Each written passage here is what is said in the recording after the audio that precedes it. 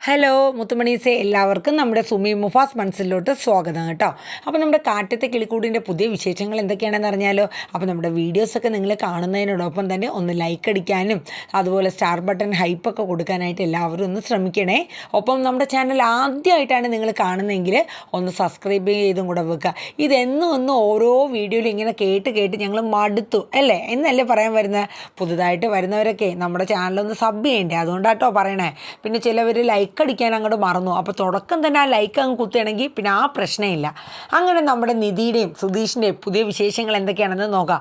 അങ്ങനെ അവരെല്ലാ പേരും കൂടെ സന്തോഷത്തോടെ ബീച്ചിൽ പോകാനായിട്ട് തയ്യാറാവുകയായിരുന്നു. അപ്പം നിധി ചെന്നിട്ട് സുഭാഷിൻ്റെ അടുത്തും നികേഷിൻ്റെ അടുത്തും സുധീഷിൻ്റെ അടുത്തും പറഞ്ഞു, അതെ എന്തായാലും നമ്മളെല്ലാവരും പോവുകയല്ലേ, അപ്പോൾ നമുക്ക് അച്ഛനെ കൂടെ കൊണ്ടുപോകാമെന്ന് പറഞ്ഞു. അപ്പോഴേക്കും നികേഷ് പറഞ്ഞു, ബെസ്റ്റ്, നന്നായി. നിധിയേട്ടത്തേക്ക് എന്താ പറ്റിയത്? അച്ഛനെ കൂടെ കൊണ്ടുപോവുകയാണെങ്കിലേ നല്ല അടിപൊളിയായിരിക്കും. അച്ഛൻ എന്തെങ്കിലും പ്രശ്നം ഉണ്ടാക്കുക, അതുകൊണ്ട് ആവശ്യമില്ലാത്ത കുരിശൊന്നും തലയിലെടുത്ത് വെക്കണ്ടെന്ന് പറഞ്ഞു. അപ്പോൾ സുഭാഷ് പറഞ്ഞു, വേണ്ട മോളെ, അച്ഛനെ കൊണ്ടുപോയി കഴിഞ്ഞാൽ ഇനി എന്തെങ്കിലും പ്രശ്നമോ? അപ്പം നിധി പറഞ്ഞു, അങ്ങനെയല്ല സുഭാഷ് ചേട്ടാ, നമ്മളെന്തായാലും പോവല്ലേ, അച്ഛനെ മാത്രം അങ്ങനെ ഒറ്റപ്പെടുത്തി നമ്മൾ ഇന്നുവരെ അങ്ങനെ പോയിട്ടില്ലല്ലോ. ഇന്നിപ്പോൾ എന്തായാലും നമ്മളൊരു ഫാമിലി ആയിട്ട് പോകുന്നതല്ലേ, അപ്പം നമുക്ക് എന്തായാലും അച്ഛനെയും കൂടെ കൂട്ടാമെന്ന് പറഞ്ഞു. അങ്ങനെ നമ്മുടെ നിധി ചെന്ന് ഭാസ്കറിൻ്റെ അടുത്ത് നിൽക്കുകയാണ്. എന്നിട്ടൊന്ന് ഒന്ന് ചുമയ്ക്കും. അപ്പോൾ ഭാസ്കരൻ, എന്താ ഒരു ചുമയൊക്കെ? അപ്പം നമ്മുടെ നിധി വയ്ക്കും, അതെ അച്ഛാ, ഞങ്ങൾ ബീച്ചിൽ പോവാം, അച്ഛൻ വരുന്നുണ്ടോ? ബീച്ചിലോ? അവന്മാർക്ക് ഇഷ്ടപ്പെടുമോ ഞാൻ വന്നാൽ? അതെ, അവർക്കൊക്കെ സമ്മതം, അച്ഛൻ വരുന്നുണ്ടോ? എങ്കിൽ പിന്നെ എപ്പം റെഡിയെന്ന് ചോദിച്ചാൽ മതി മോളെ, ഒരു 5 മിനിറ്റ് എന്ന് പറഞ്ഞിട്ട് ഭാസ്കരൻ നല്ല ഉത്സാഹത്തോടു കൂടി ബീച്ചിലൊക്കെ പോകാൻ വേണ്ടി റെഡി ആവേണം കേട്ടോ. അപ്പോൾ എല്ലാവർക്കും സന്തോഷം. അപ്പോൾ ഇതേ സമയം നമ്മുടെ ഹരീഷിന് ഒരു ബൈക്ക് പണിത് കൊടുക്കാൻ അത്യാവശ്യമായിട്ടുണ്ടായിരുന്നു. സൺഡേ ആണെങ്കിലും പോവാതിരിക്കാൻ പറ്റില്ല. അങ്ങനെ നമ്മുടെ ഹരീഷ് പറഞ്ഞു, നിങ്ങളെല്ലാവരും പോയിട്ട് വാ, ഞാൻ വർക്ക്ഷോപ്പിലോട്ട് പോകാമെന്ന് പറഞ്ഞ് പോയി. അങ്ങനെ വർക്ക്ഷോപ്പിൽ ചെന്ന് പണി തുടങ്ങിക്കൊണ്ടിരുന്നപ്പോൾ നമ്മുടെ നീതു അങ്ങോട്ട് വരെയാണ് കേട്ടോ. അപ്പം നമ്മുടെ ഹരീഷ് വലിയ മൈൻഡൊന്നും കൊടുത്തില്ല. കുറേ നേരം നമ്മുടെ നീതു ഇങ്ങനെ കുത്തിയിരുന്ന് ഹരീഷിനെ തന്നെ നോക്കിക്കൊണ്ടിരുന്നു. അതെ, ഞാൻ ഇവിടെ വന്നിട്ട് കുറച്ച് നേരമായി, എന്നെ ഒന്ന് നോക്കിയോ, എന്നോടൊന്ന് മിണ്ട കൂടി ഹരീഷ് ഇടം ചെയ്യണില്ല. എന്താണ്, എന്നോട് പിണക്കമാണോ എന്ന് ചോദിച്ചു. എനിക്കെന്ത് പിണക്കം, അല്ലെങ്കിൽ തന്നെ വേണ്ടുവോളം ടെൻഷനുണ്ട്, എന്തേ നീ വന്നതെന്ന് ചോദിക്കും. അത് കൊള്ളാം, എനിക്ക് ഇങ്ങോട്ട് വരാൻ പാടില്ലേ, ഹരീഷ് എന്നെ കാണണമെന്ന് തോന്നി വന്നു, അത്രയേ ഉള്ളൂ എന്ന് പറഞ്ഞു. എന്നിട്ട് പിന്നെ നമ്മുടെ നീതു ചോദിക്കും, ഇന്നലെ എന്തായാലും സുധീഷ് ചേട്ടനെയും കൂട്ടി വീട്ടിൽ വന്നതൊന്നും ശരിയായില്ല, വെറുതെ ആവശ്യമില്ലാണ്ട് കുറേ പ്രശ്നങ്ങളൊക്കെ ഉണ്ടായി എന്ന് പറഞ്ഞു. അപ്പം ഹരീഷ് ചോദിച്ചു, ആവശ്യമില്ലാണ്ടോ? നിൻ്റെ ആങ്ങളെ വീട്ടിൽ വന്ന് എൻ്റെ വീട്ടിൽ അച്ഛനെയും ചേട്ടന്മാരെയൊക്കെ അനിയനെയൊക്കെ മോശമായിട്ട് സംസാരിച്ചതിൽ ഒരു തെറ്റുമില്ല. ഞാൻ സുധീഷേട്ടനെ കൊണ്ട് വന്ന് സംസാരിച്ചതിലാണോ തെറ്റെന്ന് ചോദിച്ചു. അതല്ല, വീടിനെയൊക്കെ ചെറുതാക്കി നിങ്ങളുടെ വീട് അങ്ങനെയല്ലേ, നിങ്ങളുടെ വീട് ഇങ്ങനെയല്ലേ എന്നൊക്കെ പറഞ്ഞ് ഒരു തരം ഇൻസൾട്ട് ചെയ്തൊക്കെ സംസാരിക്കേണ്ട കാര്യമുണ്ടോ? നിൻ്റെ ആങ്ങളെ അതുപോലെ സംസാരിച്ചത്, ഈ വീടിന് എന്ത് യോഗ്യതയുണ്ട്, ഇവിടെ ഏതെങ്കിലും പെണ്ണുങ്ങൾ വാഴുവോ, നിങ്ങളുടെ ഈ ഒരു പൊട്ട വീട്ടിലാണോ എൻ്റെ മോളെ കെട്ടിച്ചു വിടേണ്ടത്? എടി, നീ ഒരു വാടക വീട്ടിലൊരു ചെറിയ വീട്ടിലല്ലേ താമസിക്കുന്നത്, എന്നിട്ടാണോ നിൻ്റെ അച്ഛനും അമ്മയ്ക്കൊക്കെ ഇത്രയും അഹങ്കാരമെന്ന് ഹരീഷ് ചോദിച്ചു. അപ്പോഴേക്കും നമ്മുടെ നീതു പറഞ്ഞു, അതെ, അമ്മയും അച്ഛനും പറഞ്ഞതിൻ്റെ അർത്ഥം നിങ്ങൾക്ക് മനസ്സിലാവാഞ്ഞിട്ടാ. നിങ്ങളുടെ വീടിൻ്റെ വലിപ്പവും നിങ്ങളുടെ വീടിൻ്റെ പഴക്കവും ഒന്നും അല്ല അമ്മയും അച്ഛനും പറഞ്ഞത്. നിങ്ങളുടെ വീട്ടിലെ ആൾക്കാർ പറയണ ഓരോ കാര്യങ്ങളുണ്ടല്ലോ, നിങ്ങളുടെ വീട്ടിലെപ്പോഴും വഴക്കും വയ്യാവലിയും, പെണ്ണുങ്ങളാരും ഇല്ലാത്ത വീട്, 5 ആണുങ്ങൾ മാത്രമുള്ള വീട്, അങ്ങനെയൊക്കെ കുറേ കാര്യങ്ങൾ അച്ഛനും അമ്മയൊക്കെ കേട്ടിട്ടുണ്ട്. അപ്പോൾ അതുകൊണ്ടാണ് അങ്ങനെ പറഞ്ഞത്.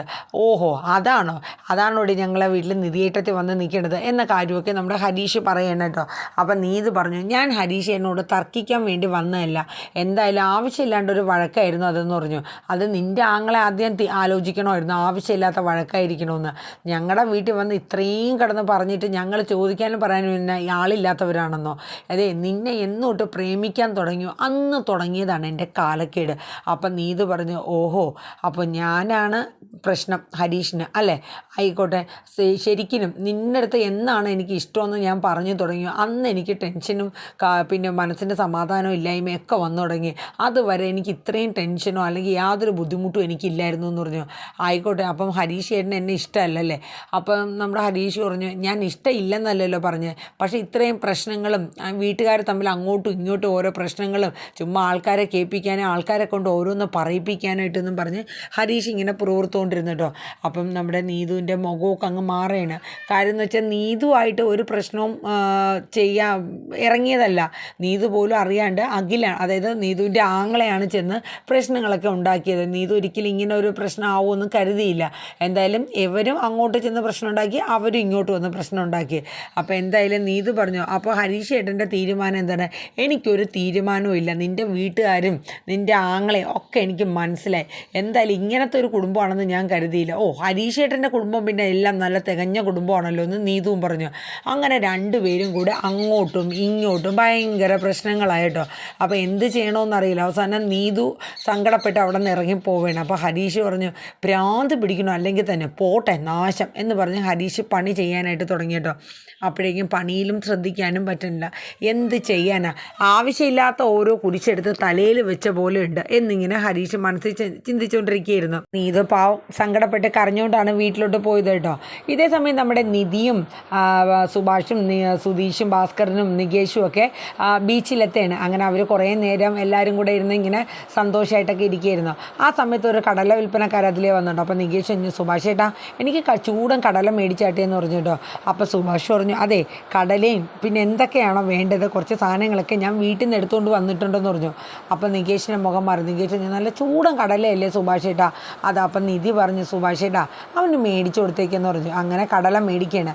അങ്ങനെ എല്ലാവരും കടലയൊക്കെ കഴിച്ച് കടലിൻ്റെ തിരമാലകളൊക്കെ കണ്ട് അതിലെ വന്ന് പോണവരൊക്കെ കണ്ടിങ്ങനെ സന്തോഷമായിട്ട് ഇരിക്കുകയായിരുന്നു. ആ സമയം നിധി പറഞ്ഞു, അതെ എനിക്കൊന്ന് കടലിലോട്ട് ഇറങ്ങാൻ തോന്നുന്നുണ്ട്, ഒന്ന് ഇറങ്ങിയാലോ? സുഭാഷ് പറഞ്ഞു, വേണ്ട വേണ്ട, വലിയ വലിയ തിരമാലകളാണ്, വല്ല അപകടം പറ്റും. കാരണം സുഭാഷിന് പേടിയാണ്, പ്രത്യേകിച്ച് നിധി ഇറങ്ങുമ്പോൾ സുഭാഷിന് വല്ലാത്തൊരു പേടിയും കെയറിങ്ങും ഒക്കെയാണ്.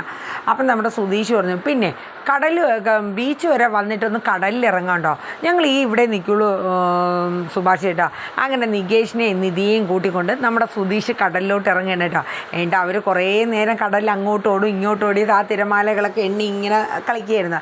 അപ്പോൾ അതൊക്കെ നമ്മുടെ സുഭാഷ് ഫോണിൽ വീഡിയോയിൽ ഇങ്ങനെ പിടിച്ച് ഫോട്ടോ എടുക്കുകയും വീഡിയോയിലൊക്കെ പിടിച്ചുകൊണ്ടിരുന്നു കേട്ടോ.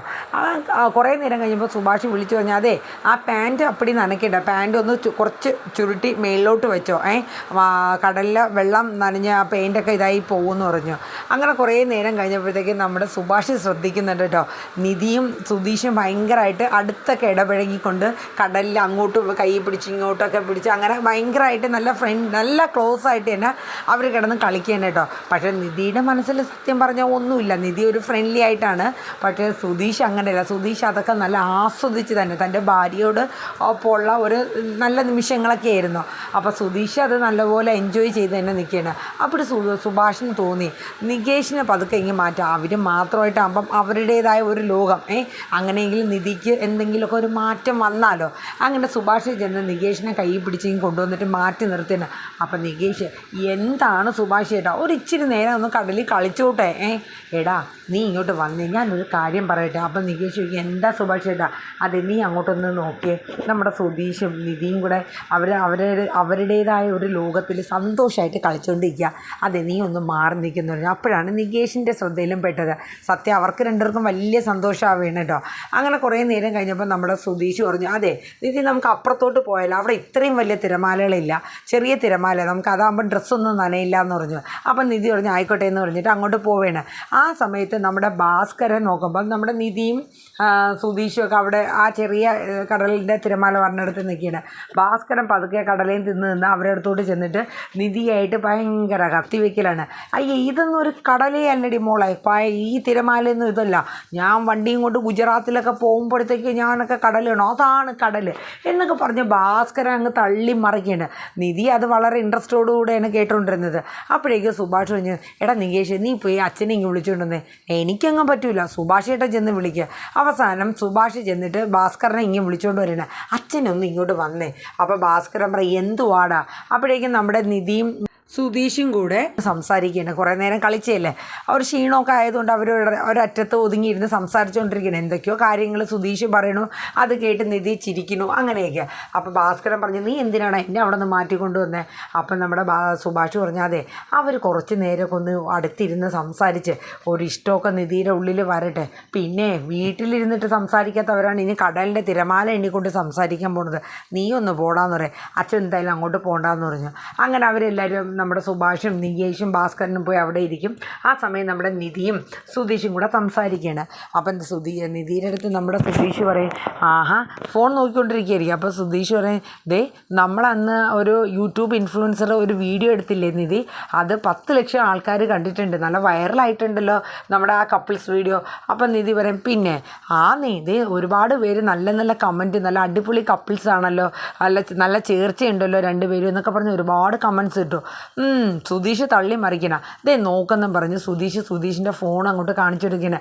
അപ്പോഴേ നിധി നോക്കിയപ്പം ശരിയാണ്, ആ വീഡിയോ കുറേ പേര് കണ്ട്, കുറേ പേര് കമൻസ് ഒക്കെ ഇട്ടിട്ടുണ്ട് ഇവരുടെ കപ്പിൾസ് വീഡിയോ. അപ്പം നിധിക്ക് ഭയങ്കര സന്തോഷമായിട്ടോ. അപ്പം നമ്മുടെ സുഭാഷ് ഇങ്ങനെ നികേഷുമായിട്ട് വർത്തമാനം പറഞ്ഞ് മാറി ഇങ്ങനെ ഇരുന്ന സ്ഥലത്ത് തിരിഞ്ഞു നോക്കിയപ്പോൾ ഭാസ്കറിനെ കണ്ടില്ല. അപ്പം സുഭാഷ് പറഞ്ഞു, അച്ഛനെ കാണുന്നില്ലല്ലോ. അച്ഛൻ എവിടെയെങ്കിലും പോയി കാണും. അതെ, അച്ഛൻ ഇനി വഴി തെറ്റി എങ്ങോട്ടെങ്കിലും പോയി കഴിഞ്ഞാൽ നമ്മളിനി പോകാറാകുമ്പോൾ തിരക്കിയാൽ കാണൂല, നീ ഒന്ന് നോക്കിയെന്ന് പറയാം. പിന്നെ അച്ഛന് അങ്ങ് അറ്റം വരെ ഗുജറാത്തിലും അവിടെ എവിടെയും പോയി വണ്ടി ഓടിച്ചിട്ടുള്ള ആളിന് ഇനി നമ്മുടെ വീട് വരാൻ വേണ്ടി വഴി അറിയില്ല എന്ന് പറഞ്ഞു. സുഭാഷ് എന്നെ എന്ത് പറ്റിയ? അത് മാത്രമല്ല എന്തെങ്കിലും കുടുക്കി ചെന്ന് ചാടും, അതാ എൻ്റെ ടെൻഷൻ എന്ന് സുഭാഷ് പറയാം. അങ്ങനെ കുറേ നേരം കഴിഞ്ഞപ്പോഴത്തേക്കാണ് നമ്മുടെ ഭാസ്കറിനെ കുറേ ഒന്ന് രണ്ട് പോലീസുകാർ കൈയും പിടിച്ചോണ്ട് വരയിട കേട്ടോ. അപ്പോൾ ഏതാണെന്നൊന്നും അറിയില്ല. അപ്പോൾ ആ ഒരു സീനോട് കൂടെയാണ് നാളത്തെ എപ്പിസോഡ് വൈൻഡപ്പ് ആവണത് കേട്ടോ. എന്തോ കുരുത്തക്കേട് ഭാസ്കർ ഒപ്പിച്ചിട്ടുണ്ട്.